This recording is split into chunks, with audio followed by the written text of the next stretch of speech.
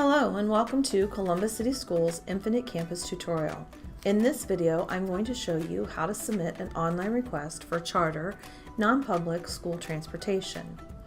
Students who are enrolled into a charter, non-public, private, or parochial school and reside within the boundaries of the Columbus City Schools District may request Columbus City Schools transportation. This is done by completing an online transportation request. This video will walk you through the process. Now remember, this is only for students attending a charter, non-public, private, or parochial school. To begin, you want to open your browser. I'm going to use Google Chrome. Using your search bar in your browser, you're going to visit the Columbus City Schools website at www.ccs.oh.us.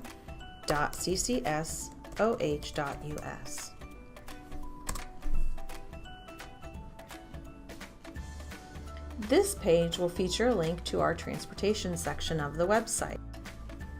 When you click the link to request a charter non-public transportation, you're going to be taken to Infinite Campus's online registration.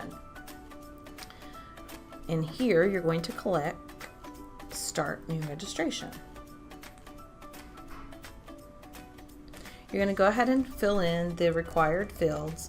Now, make note that I am using the test website here, so some of these screens may look a little different to you, but for the most part, they're going to look the same. You're going to enter your name, your birth date.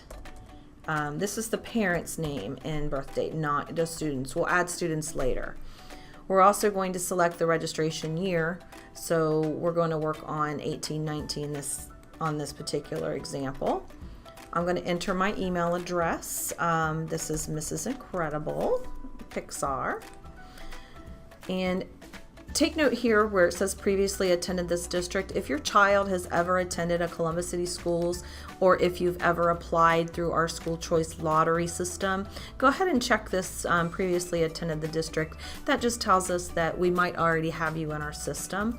If you've never done any of that, never registered at a Columbus City School, you can go ahead and leave that unchecked. You're also going to need to enter this CAPTCHA. This just tells us that you are a human and not a robot trying to add information. So we're going to enter that CAPTCHA. Once all the fields are filled in, it's not going to let you go on unless you filled everything in that's required. Each little box has a little red asterisk next to it. That's going to let us know that is a required field. It's going to give me a confirmation number. Go ahead and write this number down. Mine is right here, 77901. If for some reason I get interrupted and I need to come back into this application, I need to save it and come back to it later, I'm going to need that number to find it. So go ahead and jot that number down on a post-it note or the back of an envelope, something real quick. That way we can find it again if we need to save it and come back. So once we've got that number written down, we're going to confirm it. Now again, some of these screens may look a little different as we walk through them. Just keep in mind we might be making some minor adjustments because this is one of the test sites. So first screen is just asking me to verify who I am, and I'm going to go ahead and type my name again and click submit. Now make sure you read through each one of the screens because the screens are going to give you instructions on what needs to be completed. Each slide is going to tell you exactly what you need to enter. In this example, we're going to pay attention right here. If you need assistance with charter non-public transportation requests, you will find the phone number here at the beginning of the registration process. This phone number will connect you to the Columbus City Schools Transportation Department. Let's click begin.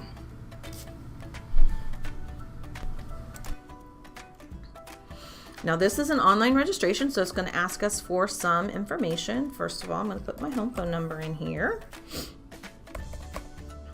And this is a required field. I know that because I have a little red asterisk next to the field here. Click next. Home address. Now this one is kind of, we want the computer to do the work for us. So what I'm going to do is enter as little of my address as possible. So I'm going to put the house number in, and you'll see that in this box here, some of the addresses in Columbus start to pop up. So I'm going to go ahead and pick 2447 Mock Road. Now you'll see I did not type the street in. Once I see my address on this screen, I want to select it here. So I'm going to select Mock Road, and it automatically fills in the address for us. So let's go ahead once it's correct, and I've got to make sure you have apartment numbers and you select the right apartment number if that's the case for you. Once the address is entered, I'm going to click this next button. Mailing address. For those of you that might have a separate mailing address, maybe a P.O. box that you want to that's separate from where you reside, you can enter that here. But by default, there's no separate mailing address. If I uncheck this box, it gives me the opportunity to put that mailing address in, but I'm going to go ahead and leave that checked so my mailing address is the same as where I actually live. So from here, I'm going to click Save and Continue. Please add any parent or guardian, including yourself, in this area. Now the computer knows that you should be a parent or guardian, so it automatically fills in the information that you've already typed. So Helen has already been entered here. It also has added some more fields, so I need to enter gender. So I'm going to go ahead and select that and click Next. Now it wants my contact information for Mrs. Incredible, so I'm going to go ahead and add my cell phone number in here.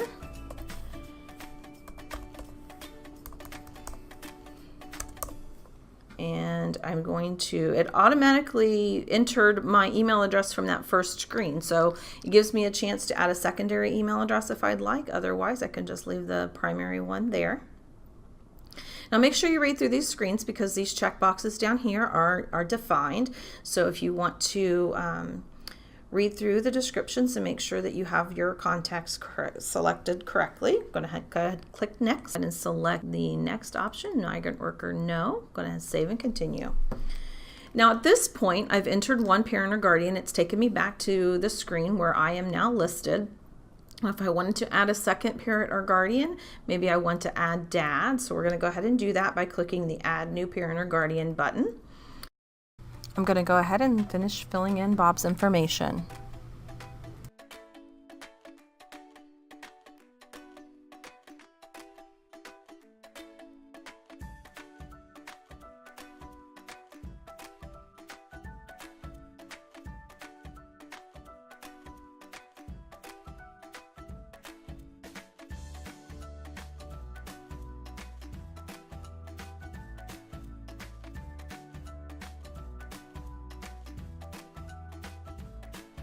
Oh, it reminded me, hey, you didn't enter an email address for dad. So what you'll want to notice on a lot of these screens, if you have an area that's highlighted in yellow, like right here, I can enter dad's email address, or if he does not have one, I can select this checkbox, no email address.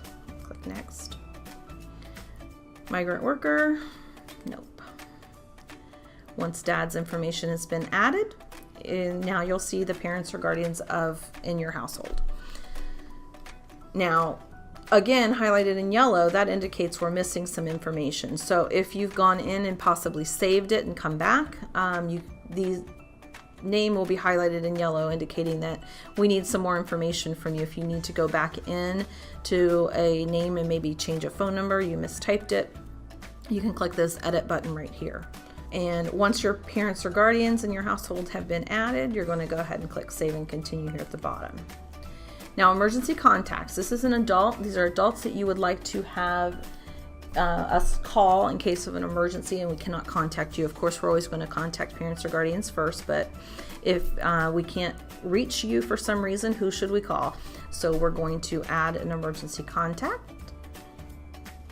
Now remember, emergency contacts are not parents or guardians. These are this is not where you're going to enter a parent or guardian. You only want to enter your emergency contacts here. So if your parents or guardians, put them on that first screen. But for here, we're going to go ahead and add Edna as a contact in case you can't get a hold of me.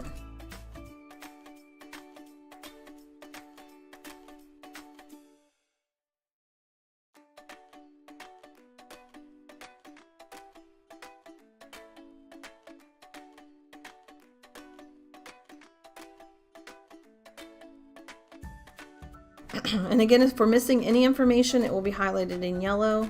And you can add, I think, up to 6 emergency contacts at this point. So you can add away and let us know who to call. Once you have all your emergency contacts added, go ahead and click Save and Continue. Now we get to the student information. This is the portion of the enrollment registration or the online registration that you want to add all of your students who you're requesting transportation for, no matter what school they're going to. So if you have a student going to one school that's elementary and maybe another school that's middle or high, you want to add them all at this point. So on each student, you'll be able to differentiate what school they will be going to. So let's add our first student, so our first child. So we're going to click Add Student. Of course, Violet is my oldest. She is a girl. And she is going into the 9th grade. And her birth date is November 5th. 2004.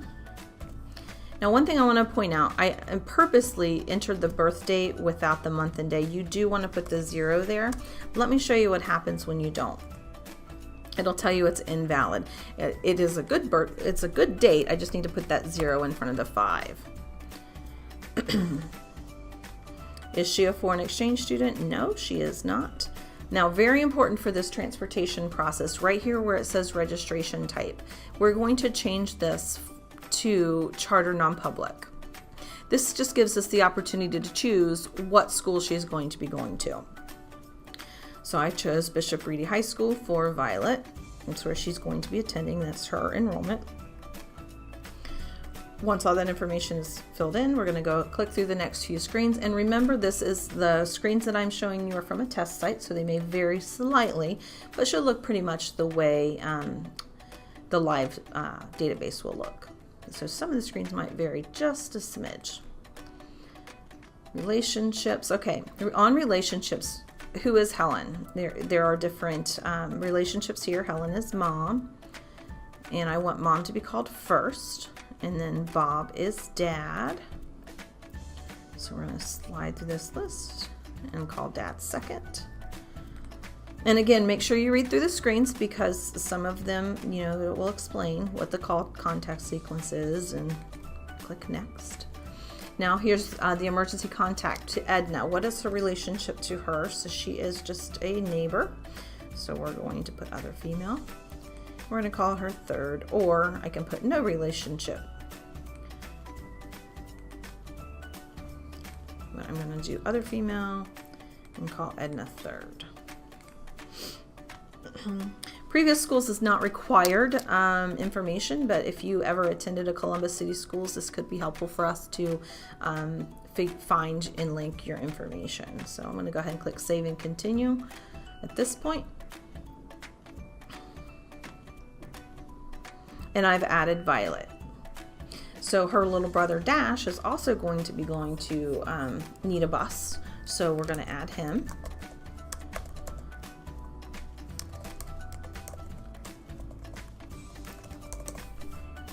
And add all of his information the same way we did for Violet. I'm just going to speed through, but Dash is going into the 5th grade. Important again, make sure you select the charter non-public transportation request. It allows us to select a school.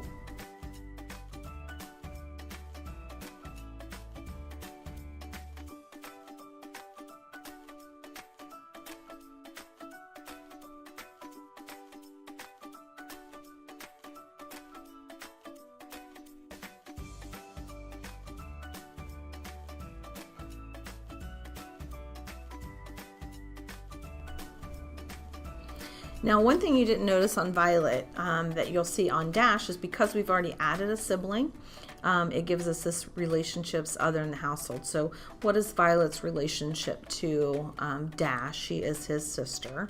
So we're going to select sibling and select next. If they had no relationship, they're just living in the same house, we can hit no relationship. But in this case, she's sister, so we're going to click next. And again, previous schools not required, so we're going to click Save and Continue. Now for this request, you're going to request for every student that you need a transportation request from your household. So if you have 2, 3, 1, add as many as you need. We will review the application all together and does not matter what school they're going to be attending. So if you did want to go back and check your information, you can click this little edit button, go back in, make sure you filled everything in, you have the right school. Very important that you put the correct school so we can make sure the bus takes the students to the right place. So you can review any one of these segments and save and continue. So once we have our students added, we're going to click Save and Continue here at the bottom.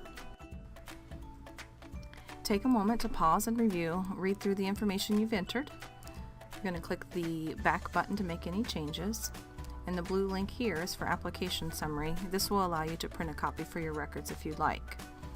If everything looks okay, go ahead and click the Submit button. Looks good. Click Confirm. Now read through this screen. It has important information. If you're doing a charter non-public transportation request, which is what this video is for, you're finished. You will receive an email confirmation when our transportation department has received your request. When it's completed, the transportation status and bus route information will be sent to each school that you indicated on your application. If you have questions, please contact your school. They should be able to answer most of your questions. That's all I have for you. Thanks for watching. If you have questions about the application process, let us know.